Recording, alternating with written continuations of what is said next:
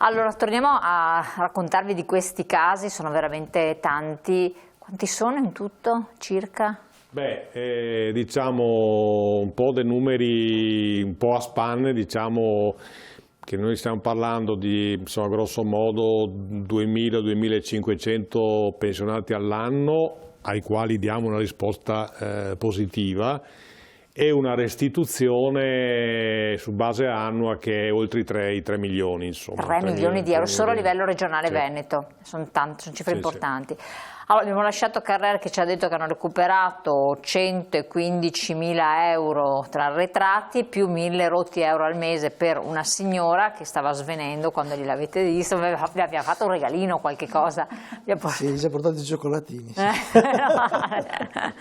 Meno male. E invece per il Pistorello, che cosa? Il riconoscimento della pensione di reversibilità, sì. È un altro caso.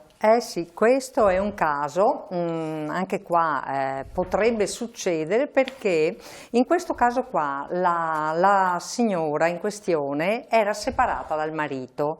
Il marito durante il periodo di separazione è deceduto nell'aprile del 2020 e lei non pensava di avere diritto alla pensione di reversibilità proprio perché c'era in atto questa separazione legale tra i coniugi. Invece poi le abbiamo fatto fare la domanda e le è stato riconosciuto, ma io voglio... il marito è morto nell'aprile del 2020, la signora ha avuto il diritto ad avere la pensione di reversibilità dal maggio del 2020, quindi dal mese successivo, prende adesso la sua pensione integrata al minimo, quindi 598 euro al mese, e ha avuto anche gli arretrati da maggio 2020 al momento in cui le è stata di quanto gli arretrati? Arretrati di 27.800 euro. Insomma, anche qui sono abbastanza. Voglio ricordare però una cosa: non solo una persona, se è separata, può avere diritto alla reversibilità della pensione del marito, ma anche una donna divorziata con il riconoscimento dell'assegno divorzile può avere diritto, se il marito non si è risposato, all'intera reversibilità. Ma se anche il marito dopo il divorzio ha continuato a versarle l'assegno e si è risposato, di una quota comunque della pensione di reversibilità, sì, in caso che il marito muoia, insomma, dopo o successivamente. Questa è una cosa particolare. Perché tanti pensano di non averlo questo diritto qua, invece lo ricordiamo, da separati si può avere diritto alla reversibilità, ma anche in caso di divorziati, però con l'assegno di mantenimento. Perfetto, insomma anche qua 30.000 euro non è male. Preso lì un altro caso, riconoscimento della pensione di reversibilità. Qui chi era? Una signora anziana? L'amica della signora che è andata dalla Maria Pistorello. Anche questa signora era una pensionata invalida, separata anche lei, che era titolare però di un assegno sociale, oltre all'assegno di mantenimento del marito separato. Anche la signora non sapeva di aver diritto alla pensione di reversibilità perché, pensando di essere separata e pensando di non aver questo diritto, non si era mai preoccupata di venire. È venuta per capire se il suo assegno sociale era pagato correttamente o meno, e invece ha scoperto che poteva anche lei aver diritto a una pensione di reversibilità, quindi calcolata sul 60% della pensione dell'ex coniuge, e quindi anche la signora avrà diritto a 39.000 euro di arretrati, a cui però questa cifra andranno detratti l'importo dell'assegno sociale che la signora ha riscosso in questi anni, ovviamente, perché se ho titolo a una pensione derivante da contributi tipo la reversibilità, non ho più titolo ad avere l'assegno sociale. È chiaro che però, essendo una pensione da contributi la sua, la signora avrà diritto anche alla 14ª su quella prestazione. Quindi a quelli si aggiungono altri 2.500 euro di arretrati per la 14ª. Quindi meno male, insomma, 19.000 più altri 2.500, anche questa vedova, signora ex separata anche lei, è quindi le due amiche sono state felicissime. In due amiche sono portate a casa 80.000 euro a spanne, se non anche qualcosa di più. E si sono risposate. E si sono poi felicemente risposate e rifatte la dote. Ecco. Invece un giovane 65enne è andato da Carrer, da lei, giusto? Questo aveva una storia contributiva, lui era era su un fondo speciale. Cosa vuol dire? Per errore gli era stato attribuito una parte della contribuzione su un altro fondo.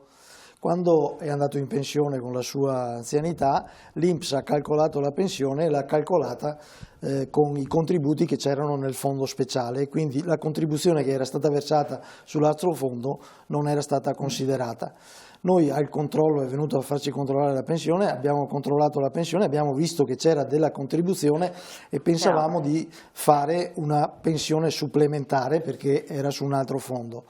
Ma approfondendo la cosa abbiamo visto che si trattava di un errore nella attribuzione di quella contribuzione che doveva essere invece versata, quindi un errore dell'INPS, doveva essere versata invece su quel fondo nel quale lui era iscritto. E a quel punto abbiamo fatto la ricostituzione spiegando, perché in questi casi l'INPS chiede che ci sia una motivazione spiegata bene, e abbiamo realizzato la condizione per cui c'è stato un aumento della pensione di 125 euro al mese e ha avuto gli arretrati non prescritti di 10.690 euro. Purtroppo gli sono rimasti 4 anni perché è venuto da noi 9 anni dopo che era andato in pensione, quindi avrebbe avuto diritto anche prima degli ultimi 5 anni, ma comunque è contento perché ha preso 10.600 euro e 125 euro di aumento della pensione. Si è comunque accontentato. Direi di sì. Ecco, anche qui Carrel mi lascia a un profano, non addetto ai lavori, c'è stato un errore. Nella registrazione della contribuzione. Errare umanum est, perseverare. Infatti, perché diciamo che i diritti inespressi sono quelle prestazioni che vanno richieste, però ci sono, oltre a quelle, ci sono anche degli errori, dei calcoli sbagliati, dei calcoli non considerati. Questi non sono fatti tutti al computer sulla base di... Sì, certo, ma però la normativa cambia. Per esempio, se uno va in NASPI negli ultimi anni, in disoccupazione, da circa 10 anni c'è una norma di legge che dice che quel periodo di contribuzione vanno tolti se abbassano la misura della pensione. Prima di quella data non c'era questa cosa, si può solo escludere, quindi devo fare io la domanda di esclusione. Quindi quando noi andiamo a fare il controllo vediamo che da un momento in avanti è stata applicata la norma e quindi l'INPS, da un momento indietro probabilmente la condizione, fare un doppio calcolo e dare la condizione di miglior favore che sarebbe prevista dalle norme, non sempre la troviamo e quindi in quel caso dobbiamo fare le ricostituzioni. Quindi ci sono sicuramente diritti inespressi e li abbiamo visti, ma ci sono anche degli errori e quindi il controllo della pensione va fatto anche per avere una certezza, come si diceva prima, è meglio farlo una volta ogni 5 anni perché poi se capita che ho diritto a qualcosa rischio di andare in prescrizione e quindi delle cifre che mi spettavano e perdono i soldi.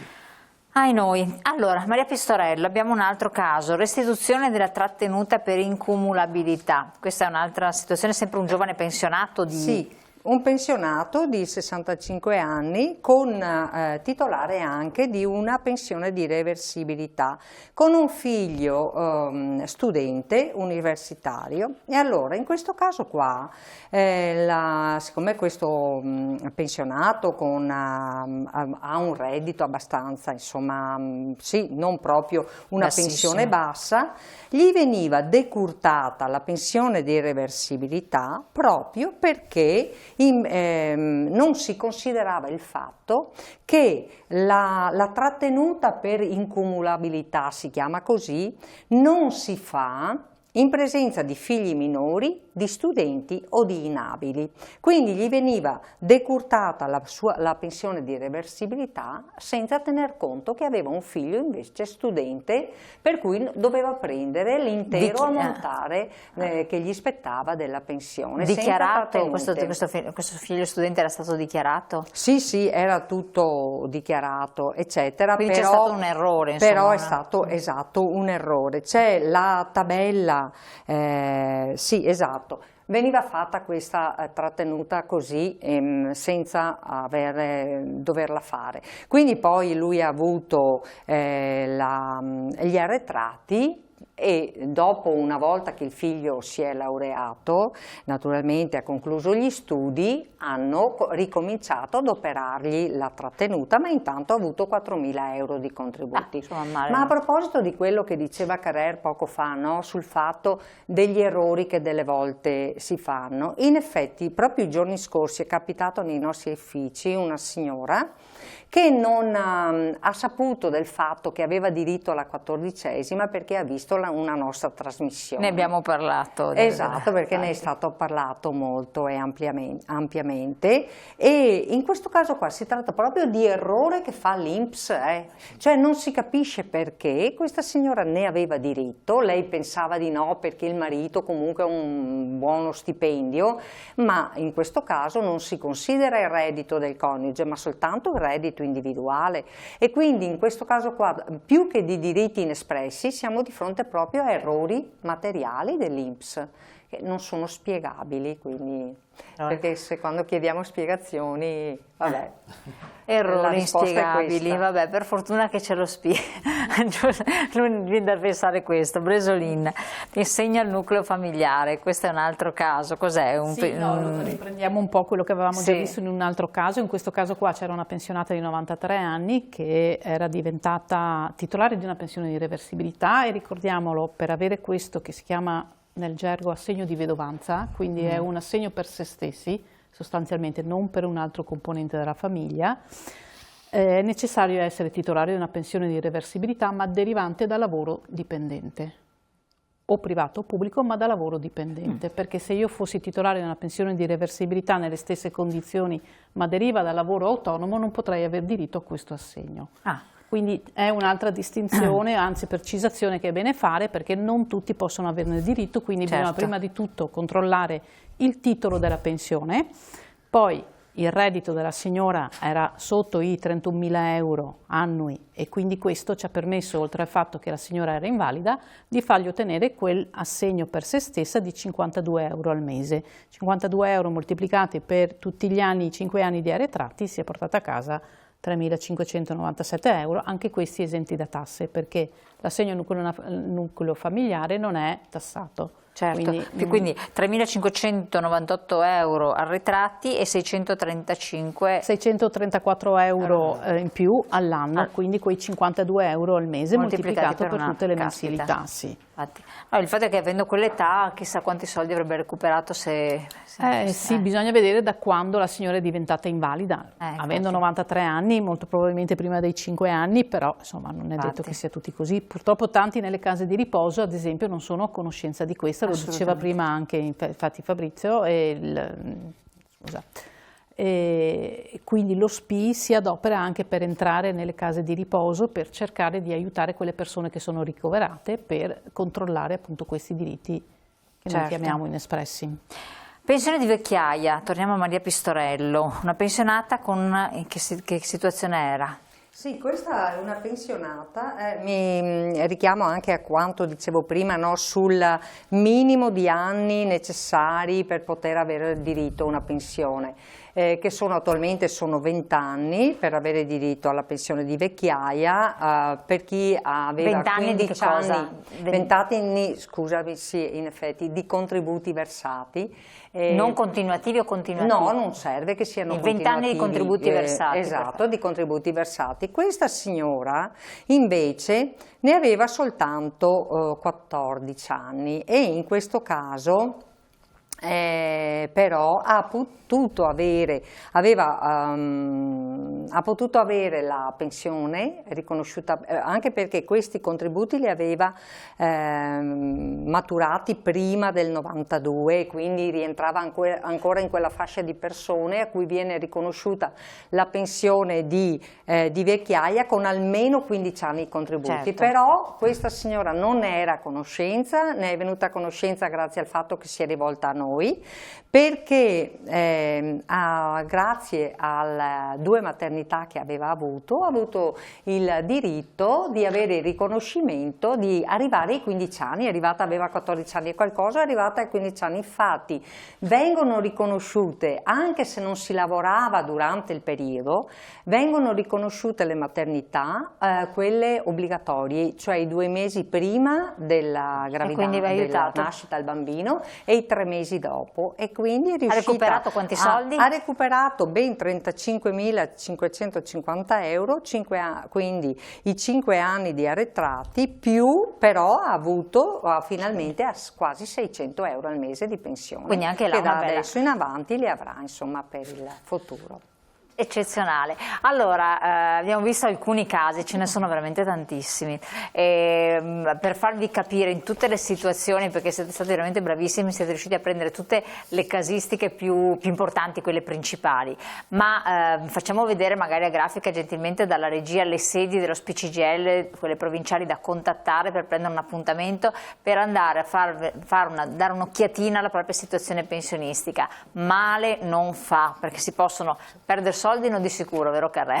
No, si possono casomai recuperare e in certe situazioni assolutamente è importante e utile, soprattutto quando avvengono anche delle disabilità, ossia in case di riposo dove questi soldi purtroppo servono.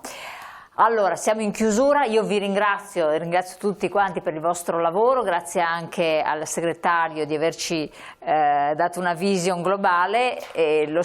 Solo una battuta. Per dire che appunto oltre le 3 province che sono qua, diciamo prima altrettanto tra l'altro a Padova, a Rovigo, sì. a Belluno e a Verona.